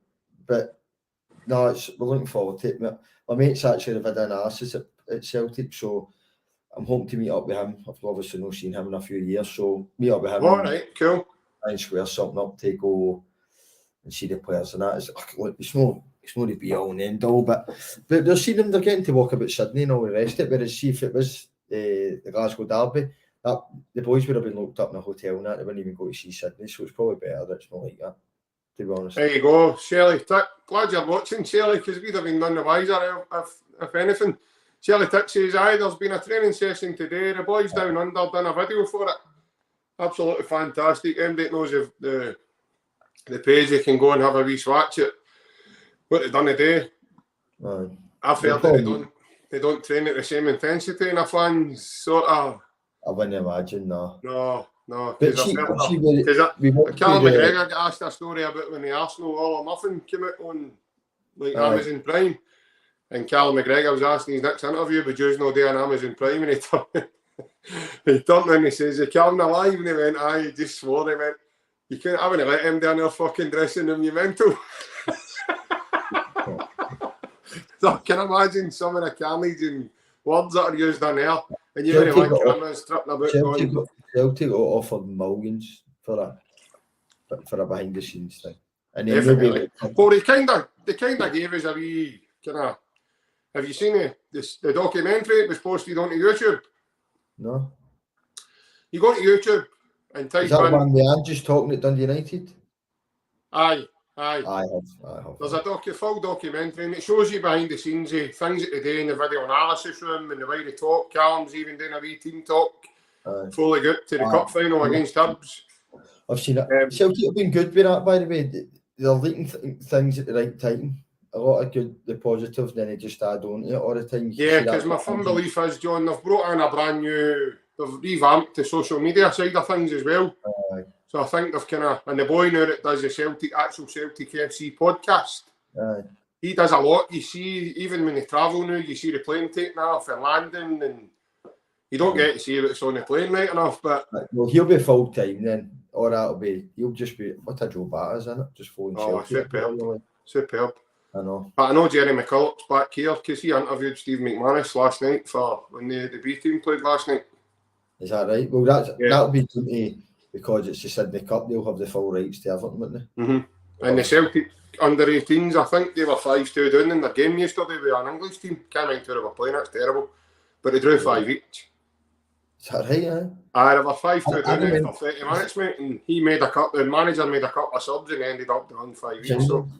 Well, we talk about playing English teams, but when I was at Celtic, they done under 14s. I was there. They took us out to Pro Youth, so you never played anybody in Scotland. You just travelled down to England every second. And we play like Man United, Newcastle, Middlesbrough, everybody. You would play everybody. Mhm. We ended up a tournament in Belgium and that, and fucking playing into Milan, Ajax, and that. It was unbelievable. But with Ross Wallace in the team, honestly, he was the Ross best. Wallace. Ross Wallace was the best player. Be a countryman. He won player of the tournament in this. It was like a Champions League tournament. With Barcelona, Ajax, or like the 14 biggest clubs in Europe.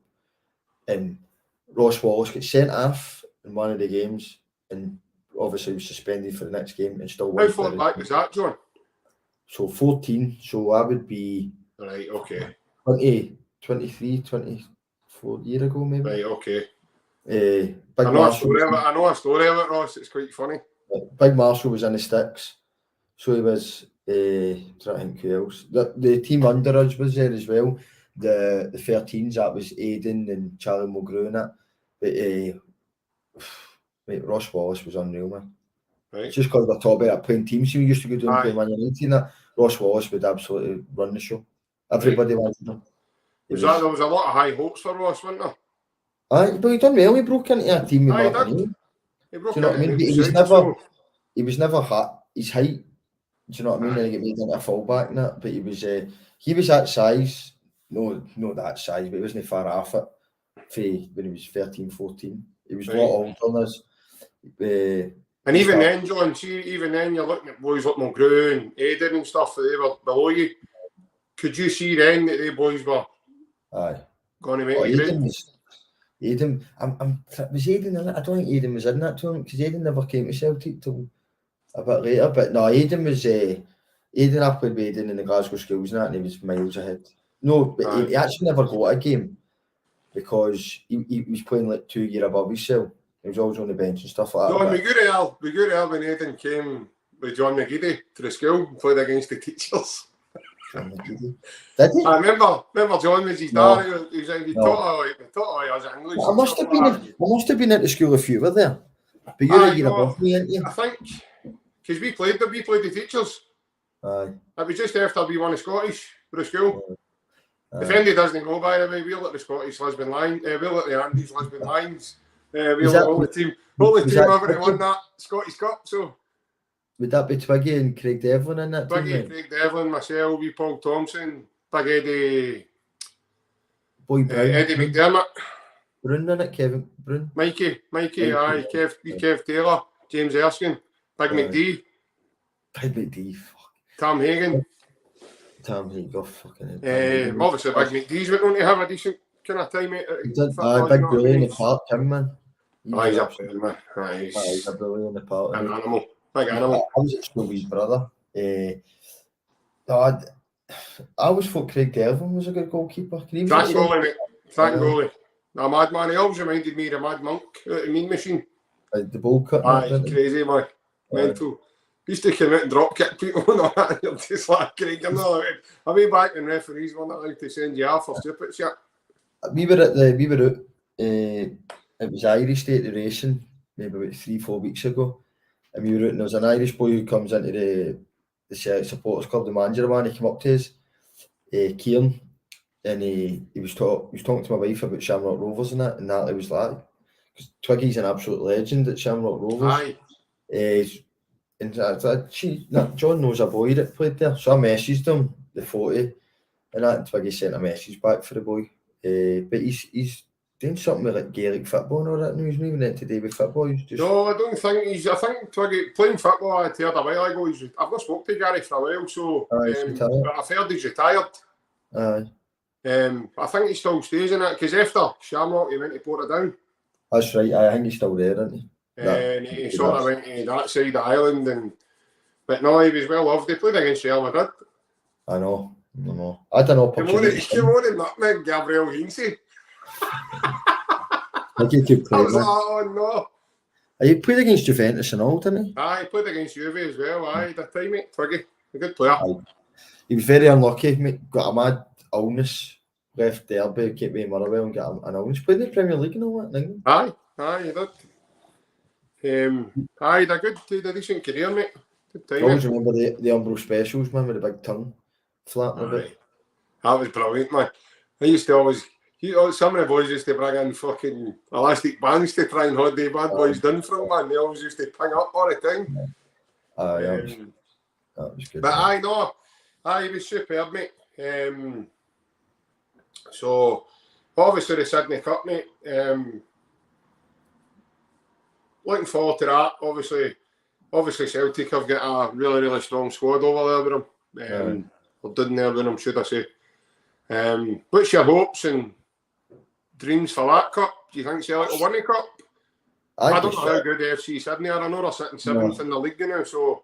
Look, as long as everybody has a good time, I think, innit? It's a mid-season break. The club's Angel will want to win that, but it's been branded his homecoming, mate, so he will want to do the two of them, you know what I mean? So, the 7 points clear in the league. There's no much... They're coming here and there. As a high... 9 points clear. Sorry, 9 points clear. That's if I said it's -9. Aye, sorry. 9 points clear and there's no as much pressure. No, but it is. I was listening to a podcast today and it was before the weekend. It's been Friday's podcast. Right. And that's how I had it in my heat 7 points. Aye, who else you mean? Aye, because I've not listened to it in the Friday. That was on about Kansas 7 up and stuff like that. Aye. So, but no, I think as long as everybody comes back fit, that's all you can me. But absolutely, I've been getting, obviously after this weekend, I'd imagine from Monday onwards, the boys will probably be allowed a bit of time off, etc. And then they're going to a one-week training camp in Portugal. Portugal? After I've gone, mate, I supposedly a one-week training camp, but gone with one of the boys I know, he was saying that Portugal's weather's not as good that time of the year at all as it is during the summer. So, don't know if that's true or not, but suppose it beats going to Dubai. Because the last time we went there, it was played out like a Jolly Boys outing. Well, that was the press. It was doing that. Do you know what I mean? They had a day off on the Sunday, all right, they were training on Monday, but if you're playing on a Saturday, you're the day off, you'll get to relax on a Monday. Do you know what I mean? But John, I think that's a team across the water. We've just seen a photo of the day. The Daily Records released a photo of the day. Big Morelos lying in a cabana with his missus. He's with him to Colombia. Here's one for you, right? They've been given do you know they've been given a 3-week holiday, mate? You're joking. God, they've been given 3 weeks off in this. So they're 9 points behind us in the league. They've not had a great season. They've been pumped in the Champions League, mega left, right and centre. And now they've been given 3 weeks off. Okay, that's ridiculous. That's unbelievable. Like, name one other in the state they're in. See Dubai, see Celtic. The Rangers players were in the same hotel as him. There wasn't a photo of them, and they were doing the same things as what Celtic were doing. Did you know that? At that time? At that time. Oh, I didn't know that, mate. So, because they always go there, and then Celtic players, because you didn't need to report, just say it the Monday, right? So, no, the Wednesday. And the season finished the Saturday, so everybody heads out of their cell in the time of their wives and wains and family and that. They were on the same hotels, that's where the photos were from. Right. It was bollocks. You know what I mean? They weren't in it. It's just, I suppose that's one of the things, you know what I mean? Gio will be sacked. He probably will. I don't think he will, Shirley, because I don't think they've got the finance to pay up a 4-year contract with him and his coaches. We seen a thing the other day over here, John. I don't know if you've seen it. Shirley, yourself, I don't know if you've seen it, where you're from at all, pal, but you're talking up to 4 million just for Gio. I've seen that. I think what they'll do is they'll put him on, they'll fucking gardening leave and it. If they can't get into January and let him spend money if he's sitting 9 points clear, it could be more by then, obviously. But they can't let that happen. Plus, then the 2nd of January, they've got us here at a big course. So, well, when you're watching the games and that, the players don't look like they're playing for the guy. But who are they going to look like they're going to play for? They've got zero identity, mate. That's the thing as well. They don't know what from one game to the next. It's because how well it's gone with your manager and the identity that they've got, and they know their style of play, so they're judging it on that. Rangers have always never been a team that goes out and battles teams 3-4, 5-0 and all that. It's always 1-0, 2-0, all that nonsense. Right. So I don't know what I talk about. It's been like that for years. It's just because Celtic are doing that much better. No, 3 weeks ago they were 2 points behind us, but they were still shouting about how they weren't playing well, how they had no identity, how they weren't. It was boring to watch. That's the way they've always played. Yeah. Walter Smith's teams were the exact same. No, definitely. Do you know what I mean? They played 5-4-1 and all that shit. So I don't know what they're talking about. So they're going to bring in if they're bringing in a coach, say like Ange, as in that's what they're going to try and do. He done unbelievable well for it to turn it round in a season, in a windy. Basically, that's not going to happen with that team. They've got about 12 players out of contract. They'll need bombs to actually get near us. Celtic will never let up the way they did before. Aye. Never. They can't. They'll get absolutely crucified if they do the same mistakes as they've done 2 or 3 years ago. I think this time as well, the correct people are in the correct roles with the club now, John, as well. And the way Celtic are being worked with and being operated on now, everything's moving very smoothly for us now. It's took us about a year and a bit to get it where we want now. As you say, we've got a manager there, we've got the full backing of everybody, including the supporters. The supporters all bought into him straight away. But in terms of the rest of the rest of the staff and everything at the club, they can all see they're all going the one way now. Andy spoke about it. If he thought it weren't, then people would just get off that bus and be getting on another bus. Do you know what I mean? Exactly. That's what he says. So, and that goes with players or managers and coaches. But no, mate, listen, it's been lovely chatting with you today, mate. And just before we go, what's your final thoughts? Obviously, with your own team moving forward, what's your aspirations, and then obviously the rest of the season for Celtic as well? Firstly, with Mandurah is to grow the club, to leave them in a better position than when I received them. So what was to happen today, I've done that. So, but we need to make them better than what they were last year. Make the club bigger,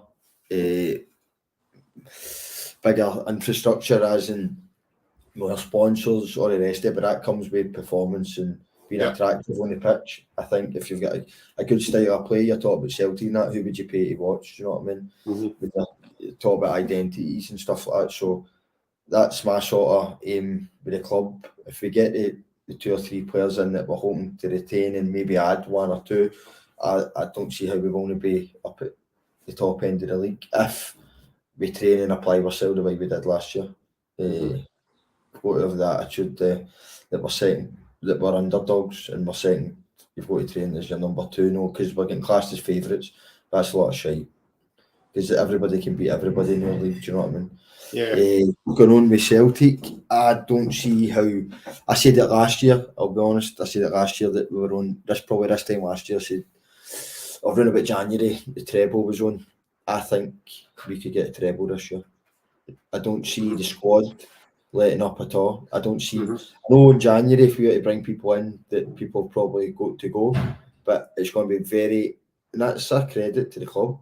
Very hard for people to leave willingly. I don't see that. Whereas 2-3 years ago, people were trying to go to the door. So it shows you how good. You're talking about Europe. You go and win. You're 9 points clear. And your next game will be in December time. 9 points clear, gone in. You're guaranteed Champions League. Come on, man. They're going nowhere.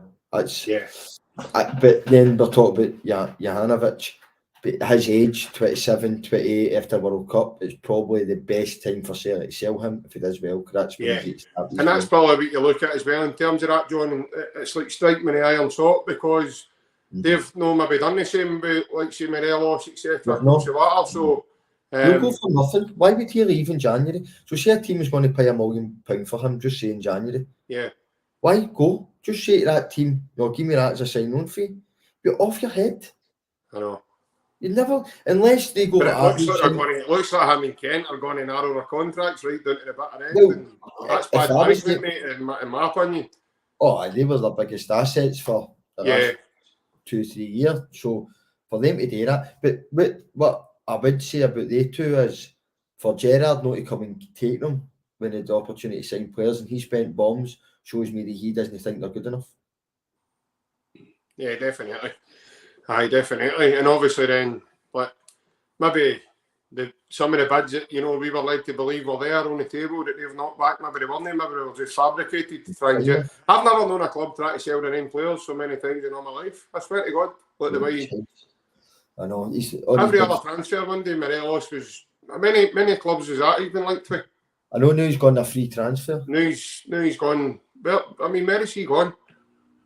Right now, you've seen the condition of him, mate. He struggled again with the Vale of Clyde. That's disrespectful to Vale, by the way. That's my local team. That's how I said he would struggle to get again because the boys are probably fitter than him. But mate, that was a shambles. Look, he's about 2 and a bit stone, maybe air weight. 100%. And he's towing a caravan. And I've seen Milk turn quicker than that. Aye.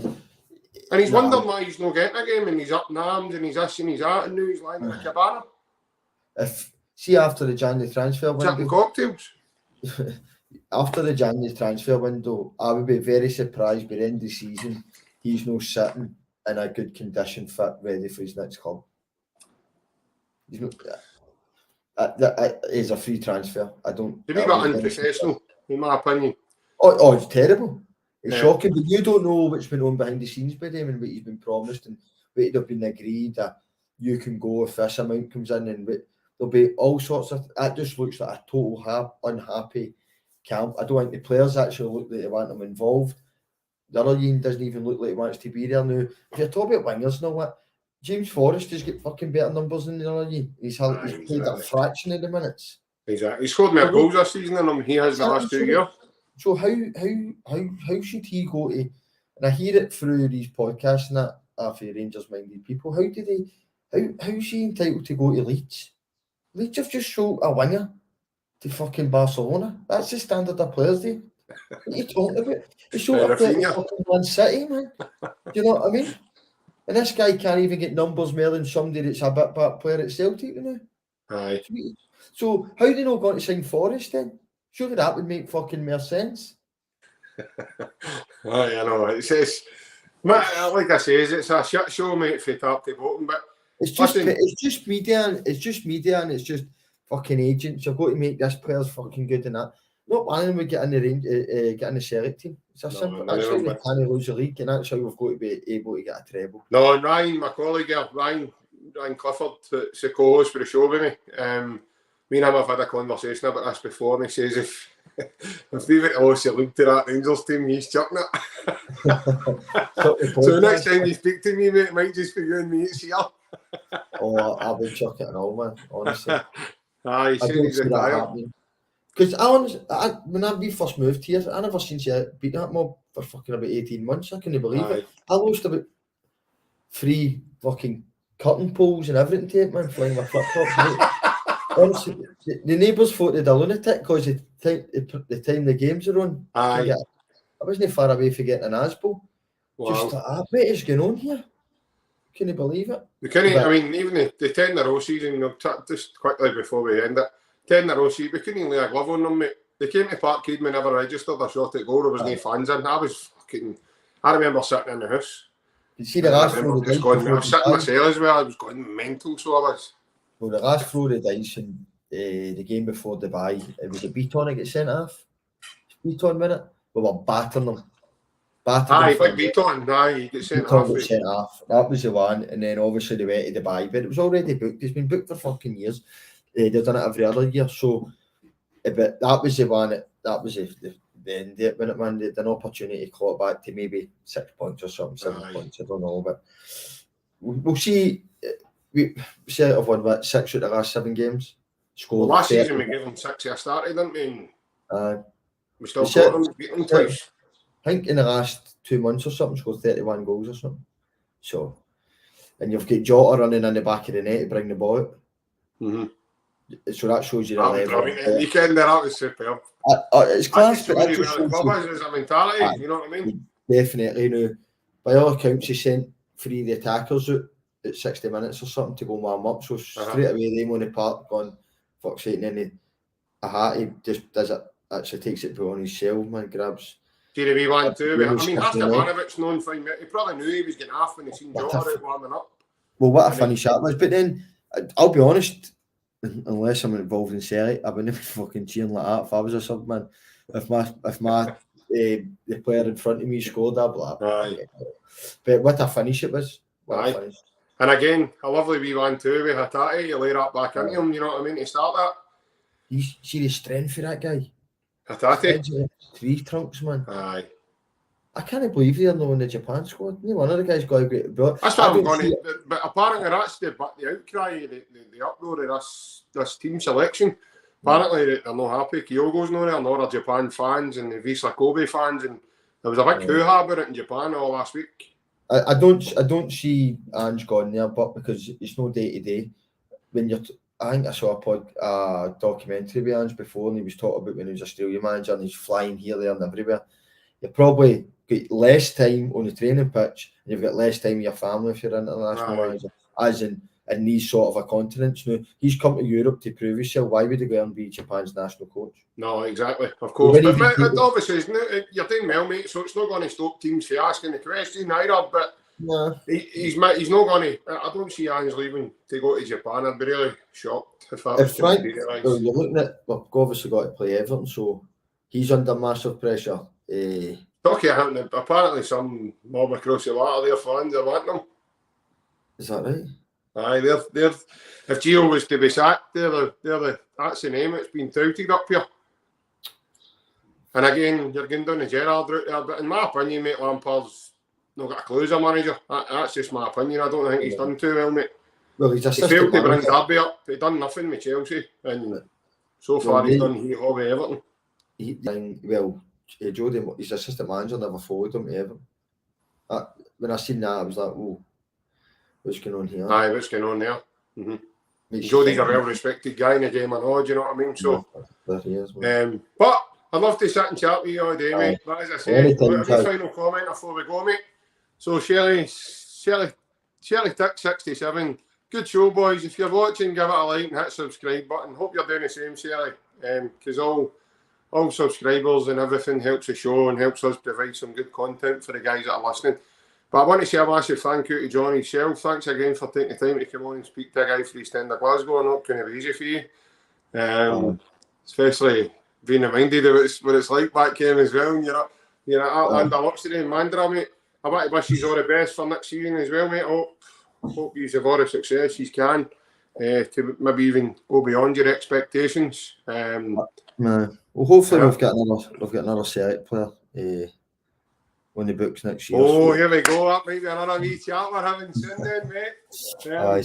You've kept me in a job for another wee while, possibly, mate. But I want to say a massive thank you to the listeners and the guys that have took the time to comment on the show today. It's always a pleasure, and it's, as I say, it keeps us doing what we do because we love doing this. We love chatting to guys like John about what's happening in the life of football on and off the pitch.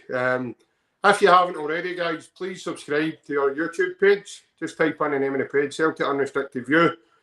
And if you don't know how to do that, then it's quite easy. You just go to Google, make up a wee account, put in an email address and a password that only yourself will remember. And it just allows you to log in and press the subscribe button.